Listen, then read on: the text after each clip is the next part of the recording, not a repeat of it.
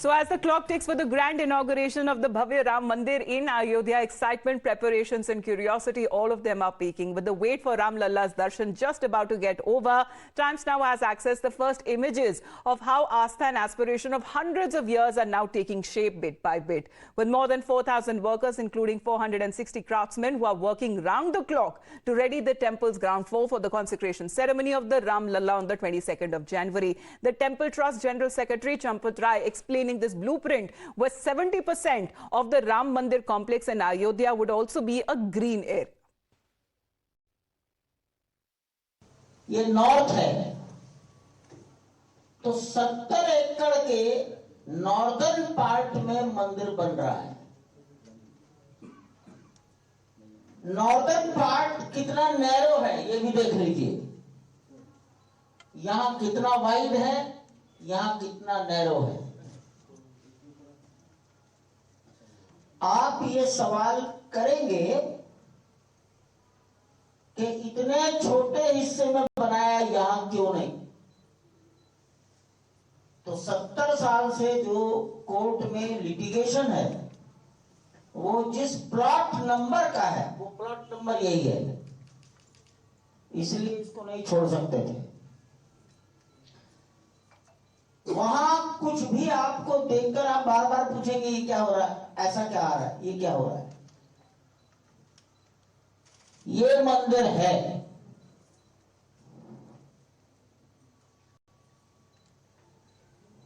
ये मंदिर वहां दिखेगा। 3 मंजिला ग्राउंड फ्लोर तैयार हो गया। फर्स्ट फ्लोर का काम चल रहा है। सेकंड फ्लोर की परिस्थितियां डेवलप हो रही हैं।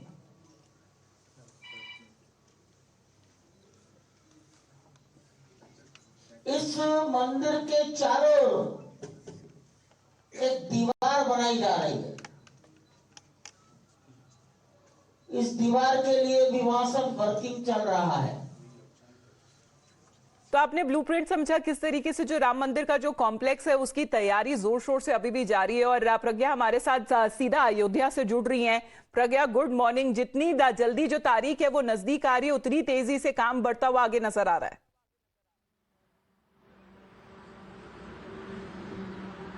Bilkul, and we have been told that by January 22nd when Prime Minister will come here, consecration प्राण प्रतिष्ठा जो सेरेमनी है वो पूरी तरह ग्राउंड फ्लोर तैयार हो जाएगा उसके लिए। उसके बाद 1 साल का समय लगेगा जब फर्स्ट फ्लोर तैयार होगा। ग्राउंड फ्लोर पे जो है रामलला की मूर्ति स्थापित होगी। उसकी जो लंबाई है वो है पैरों से लेकर ललाट तक 51 इंच, जो 4 फीट 3 इंच की बनती है। फर्स्ट फ्लोर जो होगा वो राम दरबार होगा जिसमें राम अपने परिवार के साथ बैठेंगे, हनुमान होंगे वहां पर, वो राम दरबार होगा। सेकंड जो फ्लोर होगा वो अभी तक उस पर डिसाइड नहीं किया गया है ट्रस्टीज द्वारा कि उस पर क्या बनेगा। उसको हो सकता है छोड़ भी दे क्योंकि लेंथ बहुत है। ये जो पूरा टेम्पल है ये नगरा स्टाइल का टेम्पल है। इसमें कलश होते हैं, गुंबद होते हैं। जिस तरीके से एक स्टोन पे एक पूरा टेम्पल खड़ा होता है उस स्टोन को रीच करने के लिए आपको जो होती हैं स्टेयर्स होती हैं। अब इसमें बहुत सारी चीज़ें थी। यहाँ पर जो मिट्टी थी बहुत ल्यूसिड थी, उसके लिए एक्सपर्टीज लगी। सब IIT से कंसल्ट किया गया, CBRI से कंसल्ट किया गया। उसके बाद एक अलग तरीके का आर्टिफिशियल रॉक बनाया गया। इनफैक्ट उसके बाद ये ध्यान रखा गया क्योंकि टेम्पल है ये बनना है स्टोन से। स्टोन में जो है परकुलेट ना करे जो नमी होती है वो, इसका जो लाइफ शेल्फ है वो 1000 साल के हिसाब से बनाया गया है और वो परकुलेट ना करे इसके लिए ये इंश्योर किया गया कि ग्रेनाइट की 17,000 जो स्लैब्स हैं वो लगाई गई हैं ताकि वो नमी जो जमीन की नमी हो वो कभी पत्थरों तक नहीं जाए टेम्पल की। बहुत ज्यादा expertise, it's a marvel of architecture if we could say that. In fact prime minister का एक सजेशन आया इनके पास, बहुत इंटरेस्टिंग था ये अगर मैं आपको बताऊं। प्रधानमंत्री ने कहा कि जब रामनवमी हो, रामलला की मूर्ति ऐसे स्थापित हो कि 12 बजे जब सूर्य उदय हो तो उनके ललाट पर उसकी रोशनी पड़े। इसके लिए बहुत सारे साइंटिस्ट से डील किया, उनसे सजेशंस लिए गए, उन्होंने अपने इनपुट्स दिए और ये इंश्योर कर दिया गया जब राम नवमी होगी और सूर्य उदय होगा, क्योंकि राजा राम सूर्य वंश से आते हैं, जब सूर्य उदय होगा तो सूर्य उनके ललाट पर पड़ेगा, उनका आगमन का उनको वर्शिप करेगा।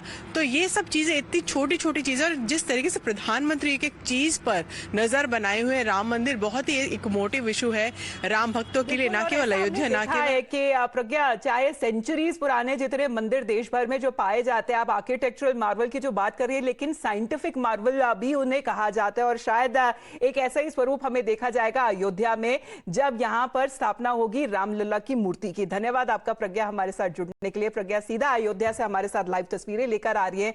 लेकिन अगर हम राम मंदिर के बारे में बात करें तो एक ऐसा प्रतीक होने वाला है जो दोनों उत्तर और दक्षिण भारत को जोड़ेगा। अब यहां पर एक उद्दूपी के भी बताया जा रहे हैं, जो वहां पे महंत है वो मंडल पूजा भी करने वाले हैं, और ये होगा अगली तारीख से, यानी कि 23 तारीख से। प्राण प्रतिष्ठा की जो समारोह है उसके बाद से बताया जाएगा 48 दिन तक ये पूजा लगातार जारी रहेगी।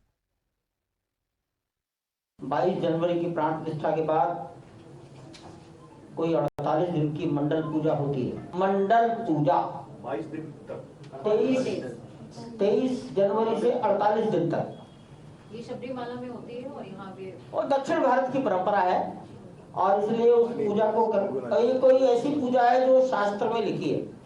इसलिए उडुपी के महंत विश्व प्रसन्न तीर्थ जी महाराज कराएंगे, वो हमारे ट्रस्टी है। मंडल पूजा 48 दिन चलेगी। The puja, there is a mandal puja, specific puja from southern India, which will be performed by Udupi Saint Swami Vishwaprasanna Tirth Ji Maharaj, who is also trustee of Ram Janmabhoomi Tirth Kshetra. He'll be performing this puja, which is going to be continued for 48 days. We have been told also that PM has thought about that, there should be a sort of arrangement. In fact, space scientists have been asked to ensure that there will be a mechanism where around 12 o'clock on Ram Navami, when the sun rises, it should hit the forehead of statue of Lord Ram, which because it also is believed that he is Surya Vanshi Ram. He comes from the Vansh of Lord Sun, and that is why the temple of Sun is going to be there. Well, meanwhile, there has also been a conscious effort when it comes to ensuring that pan-India appeal for the mandir grows, and drawing from the North's Nagra style of architecture, the temple also incorporates elements from the renowned South Indian shrines as well, coming from Rameshwaram, from Tirupati, and also from Kanchipuram, where one such feature is the Parkota, which is the Parikrama Marg. Now, the Ram Mandir will be the first in North India to have such a formal circumambulation path in the form of a wall. That would be around 732 meters long and around 14 feet wide. परकोटा, ये परकोटे का concept उत्तर भारत में नहीं है, महाराष्ट्र में भी नहीं है, गुजरात में भी नहीं है, तमिलनाडु में है, केरल में है। ये परकोटा चारों दिशाओं में अगर इसकी लंबाई नाप ली जाए, इट इज 732 मीटर्स। ये दीवार इट इज 14 फीट वाइड। इसके भी चारों भुजाओं पर 6 मंदिर हैं। एक कोने पर सूर्य भगवान का मंदिर होगा, दूसरे कॉर्नर पर शंकर जी का मंदिर होगा, थर्ड कॉर्नर पर भगवती का मंदिर होगा, देवी का, और चौथे कोने पर गणेश जी का मंदिर होगा। ये दक्षिणी भुजा है, यहां हनुमान जी होंगे,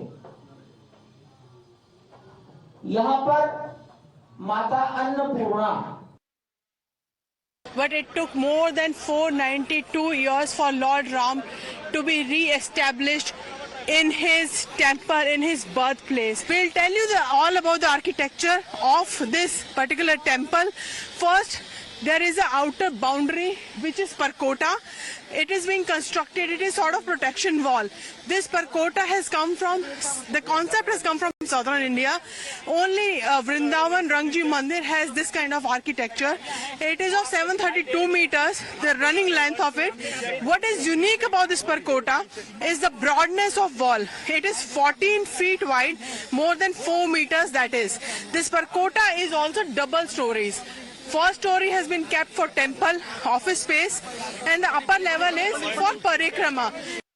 Well, the Supreme Court verdict that came out in 2019, it was in 2020 when the Bhumi Pujan event that was held at the Mandir with Prime Minister Narendra Modi, who had called the Lord Ram as a common thread of unity and diversity in the country, and saying that the sentiment is now being demonstrated before this Bhavya Ram Mandir that is being constructed in Ayodhya. This granite block has come from Karnataka and Telangana. Also, the plinth area has been made of this granite stock. The stone of this temple has come from Bharatpur, which is from Bhayana Tehsil, Bansi Pahadpur. And 5 lakh cubic feet will be used for temple itself. Then there is floor of the temple. The floor of the temple is all of Makarana. The Garbhagriha is also of pure white Makarana marble.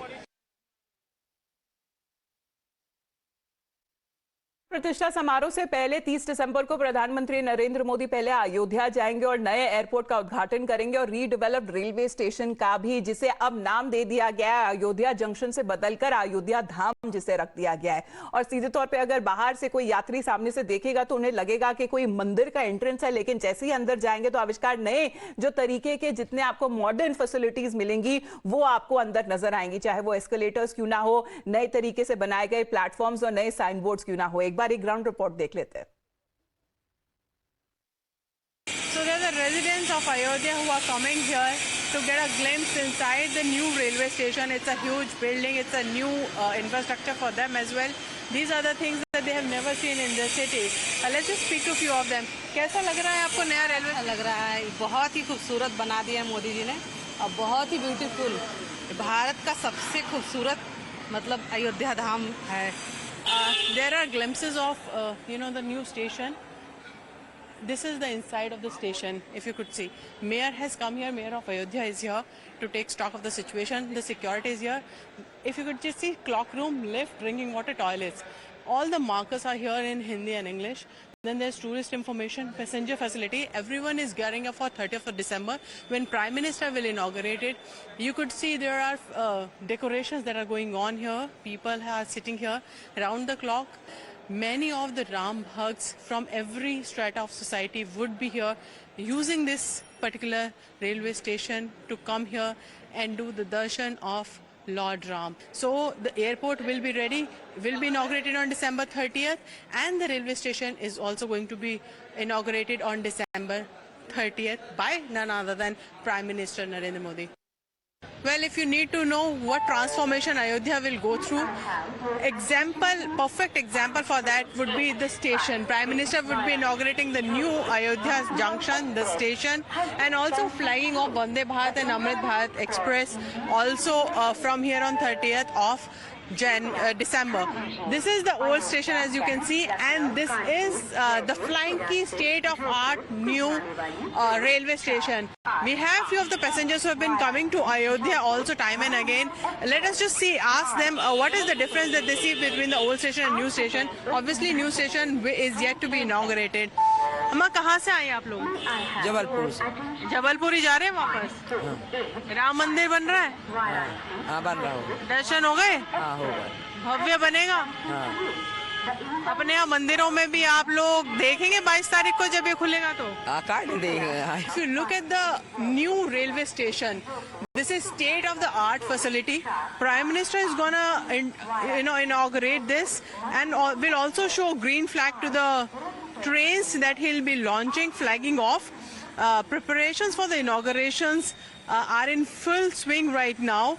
But before the arrival of the Prime Minister, Chief Minister Yogi Adityanath himself, who is scheduled to review the arrangements ahead of the Prime Minister's visit to Ramnagari, where he will be conducting high-level meetings with the organizers also of the Pran Pratishtha ceremony. As far as the trustees of Ram Mandir will also already be there to assess the ground preparations.